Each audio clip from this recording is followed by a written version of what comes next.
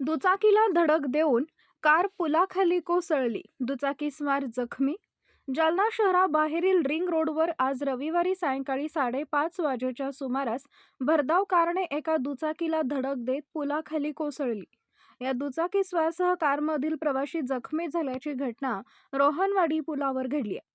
मंठा चौफुली ते अंबड चौफुली बायपास रोडवरील रोहनवाडी पुलावर एका भरधाव कार क्रमांक MH38Y 6120 च्या चालकाने समोरून येणाऱ्या मोटरसायकल क्रमांक MH21BM 9092 स्वारास धडक दिल्याने कारवरील नियंत्रण सुटल्याने कार पुलाखाली कोसळली.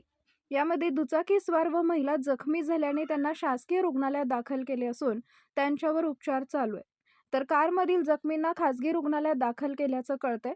दरम्यान अपघात घडल्यानंतर दोन्ही बाजूंनी वाहनांच्या रांगाच रांगा लागल्या होत्या. घटनास्थळी पोहोचलेल्या पोलिसांनी वाहतूक सुरळीत करून रस्ता मोकळा केलाय.